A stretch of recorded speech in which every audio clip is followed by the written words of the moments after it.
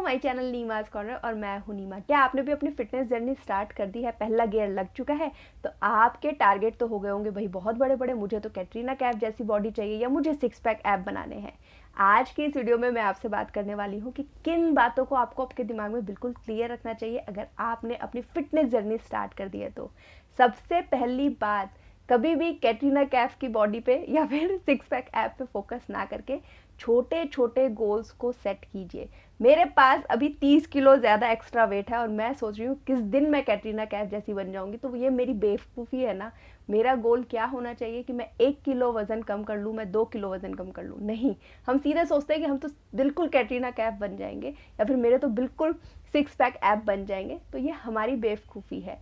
हमेशा अपने गोल्स को रियलिस्टिक रखिए ताकि जब आप उन्हें अचीव करो ना तो आप और ज़्यादा मोटिवेटेड फील करो। हाँ, बन जाएंगे हम वैसे भी, बट छोटे छोटे गोल्स को अचीव करना ज़्यादा इंपॉर्टेंट है। वरना क्या होगा, हम 1 महीने में, 2 महीने में, 3 महीने में वैसे नहीं बन पाएंगे और हम अपनी फिटनेस जर्नी ही छोड़ देंगे। छोटे छोटे गोल्स जो होते हैं ना, ये आपको मोटिवेटेड करते हैं जैसे ही आप उन्हें अचीव कर लेते हो। तो अपनी फिटनेस जर्नी में गोल्स हमेशा छोटे छोटे रखिए। दूसरी बात जो आपको हमेशा ध्यान रखनी चाहिए आपकी फिटनेस जर्नी स्टार्ट करने से पहले, वो है कि आपको आपके मेडिकल टेस्ट ज़रूर करवाने चाहिए। देखिए क्या होता है ना, जब आपकी बॉडी का फैट बढ़ता है ना, तो सिर्फ ये हेल्दी फैट तो है नहीं कि बस बढ़ गया और मैंने इसी पे ही फोकस करना है। नहीं, ये कई तरीके की बीमारियां भी लाता है। बीपी की प्रॉब्लम हो सकती है, शुगर की प्रॉब्लम हो सकती है या फिर थायराइड की प्रॉब्लम हो सकती है। पर जब आप किसी अच्छे डाइटिशियन से कंसर्न करते हो ना, तो आपको आपकी प्रॉब्लम के बारे में पहले से पता होना चाहिए ताकि आप उनसे बात कर सको।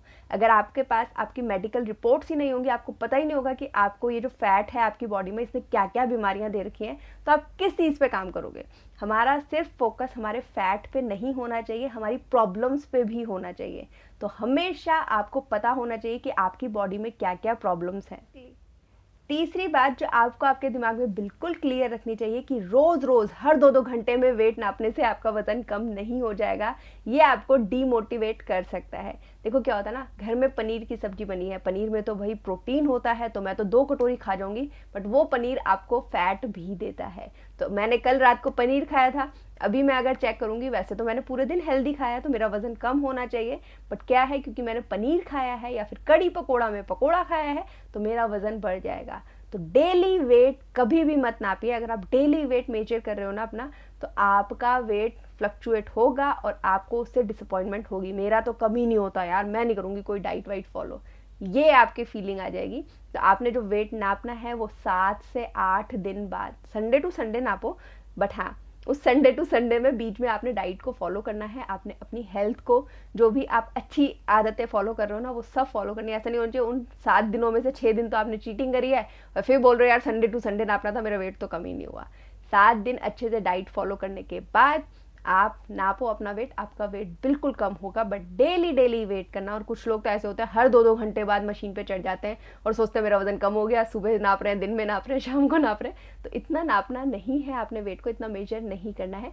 वंस इन अ वीक कोई सा भी दिन फिक्स कर लो और उस दिन नापो वेट, आपका वेट ज़रूर कम होगा।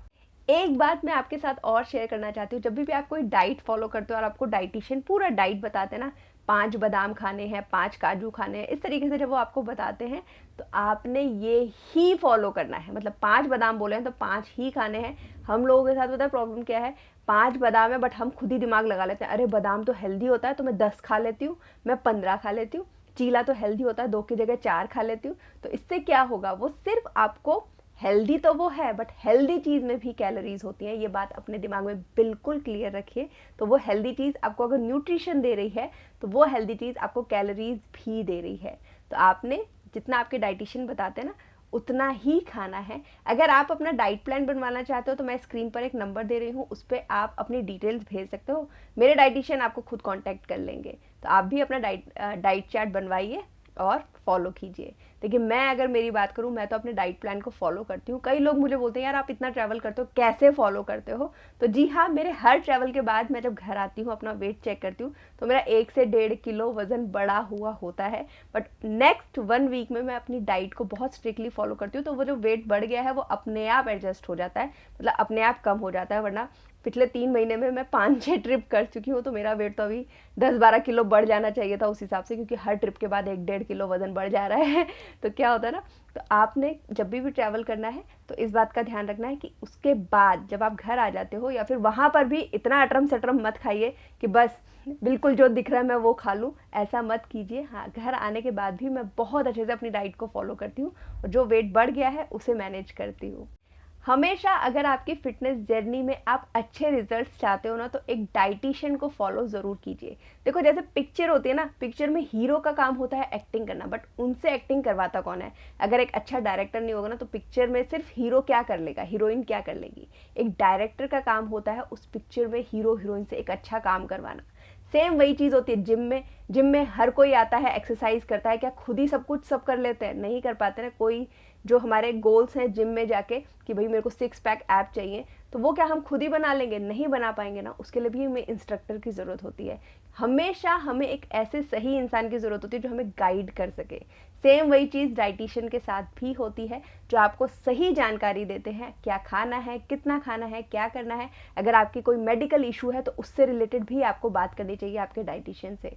तो मैं तो आपको बोलूँगी, जैसे मूवी में डायरेक्टर की बहुत ज़्यादा इंपॉर्टेंस होती है, जिम में ट्रेनर की बहुत ज़्यादा इंपॉर्टेंस होती है, वैसे ही आपकी जर्नी में, फिटनेस जर्नी में स्पेशली आपके डाइटिशियन की बहुत ज़्यादा इंपॉर्टेंस होती है, क्योंकि वो आपको बताते हैं कि आपको क्या खाना है, क्या करना है और कैसे करना है। जब भी हम लोग ये सोचते हैं ना कि अब मुझे फिट होना है, तो हम लोग क्या करते हैं, अब मैं एक्सरसाइज करना शुरू कर दूंगी, भाई दिन में 2-2 घंटे की एक्सरसाइज करना शुरू कर दूंगी। बट किंतु परंतु लेकिन मैं अगर मेरी बात करूं, मैंने आज तक कोई एक्सरसाइज नहीं करी है। हमेशा मेरा फोकस रहता है वॉक करने पे। पता है, वॉक करना सबसे अच्छी एक्सरसाइज मानी जाती है। जब हम बहुत ही हाई इंटेंसिटी वर्कआउट करने लग जाते हैं ना, तो उससे हमारा मसल मास कम होने लग जाता है। हमें अपना मसल मास कम नहीं करना है, हमें अपना फैट कम करना है। तो उसके लिए आप क्या कर सकते हो, आप वॉक कर सकते हो। औरतों के साथ तो ये बहुत बड़ी प्रॉब्लम होती है कि एक दिन एक्सरसाइज कर ली, हाथ पैरों में दर्द हो गया, दूसरे दिन से बेड पे लेट गए। तो आप सिर्फ एक्सरसाइज पे फोकस मत कीजिए, आप वॉक पे फोकस कीजिए। पूरे दिन में 45 मिनट से लेके 1 घंटे की आप वॉक कीजिए। अब मैं ये नहीं बोलूँगी कि एक ही बारी में कर लो, क्योंकि हमारे पास इतना टाइम होता ही नहीं है। मैं अगर मेरी बात करूँ, आधा घंटा सुबह, आधा घंटा शाम को मैं वॉक करती हूँ। वॉक करने के लिए स्पेशली पार्क जाने की ज़रूरत नहीं है। आप सामान लेने जाते हो वहाँ पे पैदल जा सकते हो। आजकल तो सबको स्कूटी से जाने का शौक चढ़ गया है। गली से नुक्कड़ पे भी जाना है ना, तो भी हम स्कूटी निकाल लेते हैं। छोटे छोटे डिस्टेंस होते हैं ना हमारे, वो अगर आप पैदल चलना शुरू कर दोगे तो आपकी वॉक खुद ब खुद हो जाएगी। ज़्यादा टेंशन मत लीजिए कि आपको पार्क जाना पड़ेगा या फिर मैं घर से बाहर निकलती ही नहीं हूँ। आप घर में भी वॉक कर सकते हो बिना किसी टेंशन के। लास्ट बात जो मैं आपके साथ शेयर करना चाहती हूँ वो ये है कि बहुत जल्दी डिसअपॉइंट होने की ज़रूरत नहीं है। मुझसे तो होगा ही नहीं यार, मेरा तो वजन 1 किलो कम नहीं हो रहा। हम लोग जो रोज़ रोज़ वेट चेक करते हैं ना, उससे ये डिसअपॉइंटमेंट सबसे ज़्यादा आती है। इसीलिए आपको मैं बोल रही हूँ 7 दिन में वेट चेक करो। दूसरी चीज़, इस बात का ध्यान हमेशा रखो, इस बात को बिल्कुल अपने दिमाग में क्लियर रखो कि जब मेरा वजन बढ़ सकता है ना, मैं खुद से अपना वजन बढ़ा सकती हूँ, तो मैं खुद से अपना वजन कम भी कर सकती हूँ।